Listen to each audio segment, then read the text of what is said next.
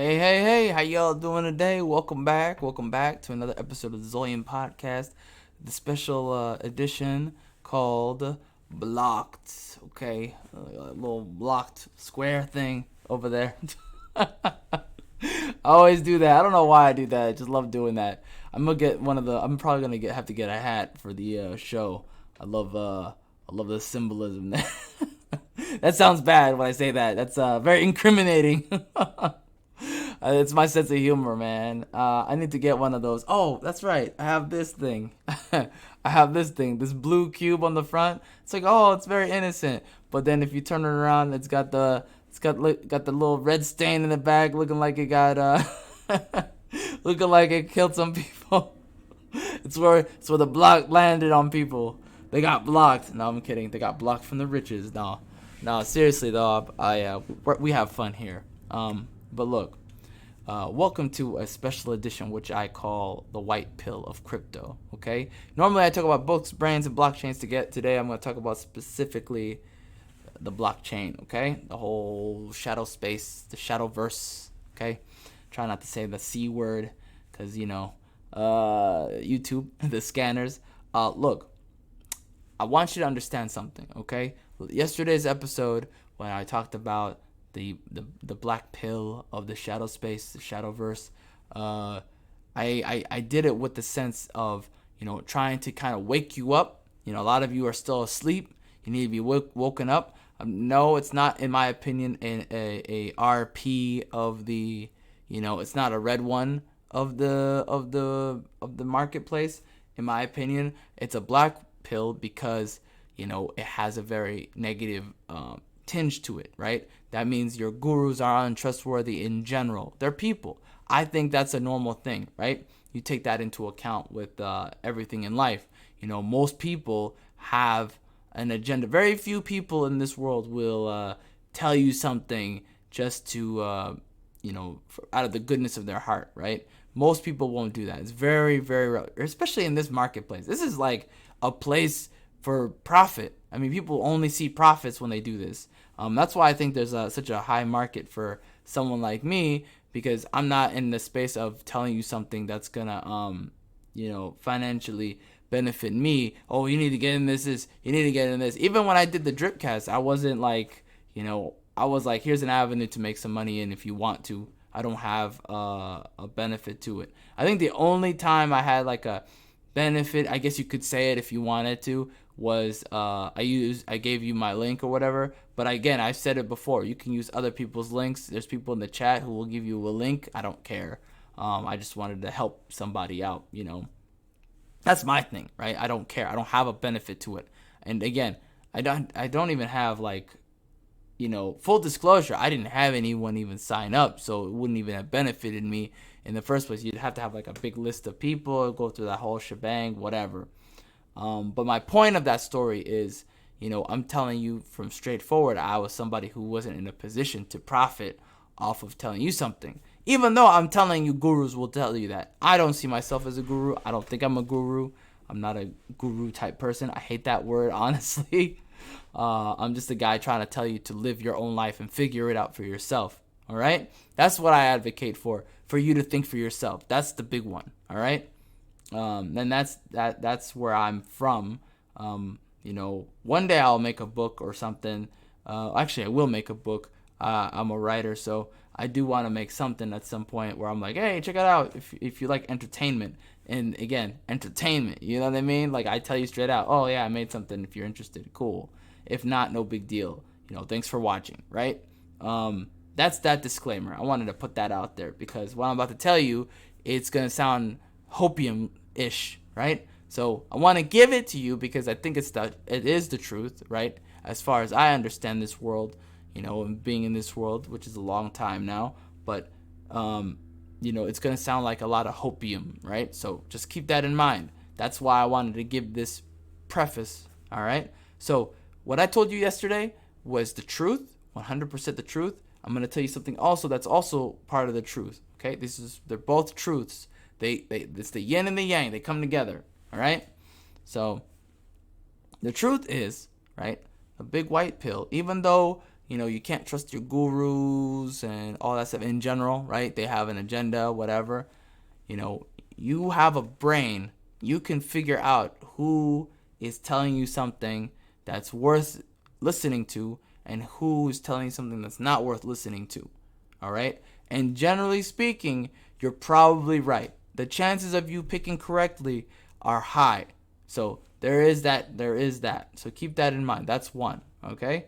Two, you have a lot of time now, right, to build a understanding of this marketplace, right? Figuring out what was out there before, right? For example, I'll give you an example. Let's say Ripple, right?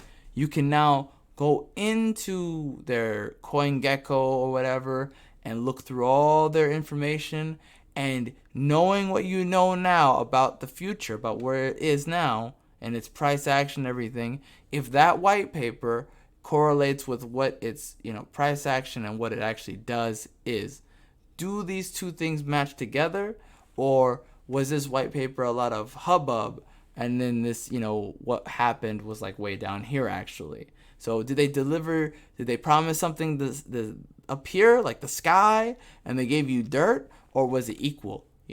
So you have to ask yourself, which is it? Like, what happened, right? So that's going to be a part of your tool set to being able to tell BS in the future. Oh, this company is promising you the sky and they didn't promise you anything down here, right? They didn't deliver anything down here. It's not equal, right? So now you can kind of start to pick apart certain truths, right? You are able to kind of assess who's telling the truth and what does lying look like in white paper form. That's a big skill you need to figure out if you want to do this stuff on your own completely, right? And I think building confidence in being able to read a white paper is huge. Like, I'm still not fully confident in my ability to read a white paper, and I've read a lot of white papers now. But I can pick on some certain things. I pick up on certain things. The language, if it kind of feels, if it feels legal jiggle-y, yeah, it's probably not worth investing in. If it's like little things, and when I say legal jiggle-y, I'm talking about it's obfuscating, if that's how you say that. Can't really pronounce that. Obfuscating. It's confusing you, right? This is something that's trying to kind of manipulate you with big words, $10 words, right? Everywhere, right? If it's gotten into the weeds of something without really describing basically what it does in a very like straightforward, very understandable fashion, that's one of the biggest red flags out there. Like, if somebody can't explain to you something simply, they don't understand it either. It's a rug essentially at that point, right? It's a rug waiting to happen. Most of the tokens, like I would say 95%. I think there's one token out there that's not, but the price action is not worth it. There's like 95% of the tokens that were successful or whatever, they were able to, at some point in that white paper, discuss, usually early in the white paper, discuss what the token is supposed to do in a very straightforward way. Like, you understand some sort of basic concept of what it does, right? So, for example, if you look at like DOT, I give you an example to some degree. DOT was like, we're basically a swap. Like, we swap, we chain swap. We connect these different chains together. That's basically what we do. It was very straightforward. Then they go into the weeds later. They show you all the intricacies of it. So that's gonna be your skill, ability in your wheelhouse to figure out if something's worth your time and investment, and that's pretty much for you, right? Again, I go into a lot of detail about all this stuff. If you go to my episode called DYOR, do your own research, I think that's a very good, very solid foundation for like understanding, basic concepts of like where your mind space should be about like how to, go about this research stuff, right? So there's that. It's all about what you put in, right? This whole thing's all about what you put in, in the marketplace. Even if you are putting your money in the token that you think is kind of a, a scam-ish, right?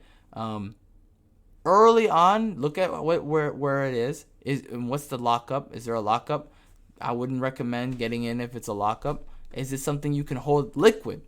Liquid is going to be big for you in the future if you want to take profits and do it the way I'm talking about, which is getting in and then getting out when you want to get out, right?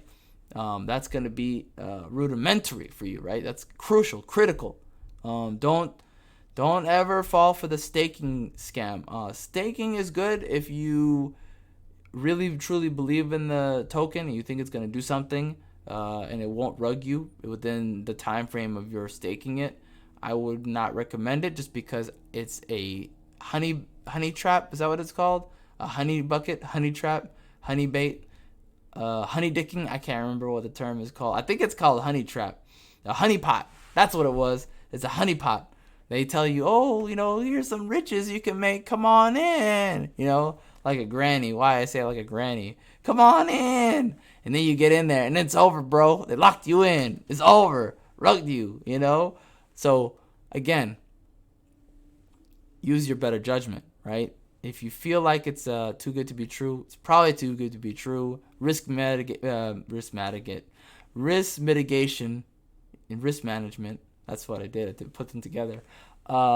Risk management is important at that point, right? Mitigation is needs to take over at that point, right? So there's that one. And then the last thing, not the last thing, the second last thing I'm going to say to you, which is a big white pill, I think, is that now that it's a bear market, you have more opportunities to make money, as it bottoms out and then does a eventual V, it's eventually going to come back. This stuff's coming back. Can I see the future? No. Do I know for certain everything's going to work out perfectly, exactly like a magical future utopia? No. That's not what I'm telling you. What I'm telling you is eventually the big dog is going to go up, right back up, probably higher than before. Eventually, that's an eventual thing, right? It could be a year, could be a couple months, could be 2 years, it could be like what's that 2017. It took 3 or 4 years before it was parabolic again, right? It could be 3 or 4 years from now. We don't know, right? Nobody knows. And you have to be okay with that. You have to let go. You can't you can't fall into that that regret. You learn something. Everything's a lesson. It's all connected. It's all a lesson. You're not a loser for oh my God, I didn't make it this time, bro. You're going to make mistakes again if you do that, right? You make horrible mistakes again. You need to be able to be okay with making a few mistakes here and there, learning from them, right? And then advancing your own actions in the future by making better choices based on you learning from your mistakes. That's how it has to be. It's a cycle. You make a mistake, you learn from it, you do better next time. You are now profitable, more than last time. So then you make that cycle, and you have the cycle of profit is what I call it. You keep going into that next rhythm. You get into that momentum, and then you start making more and more money, and it starts to stack and compound. And as long as you don't, fall into your old mistakes, you're going to be okay.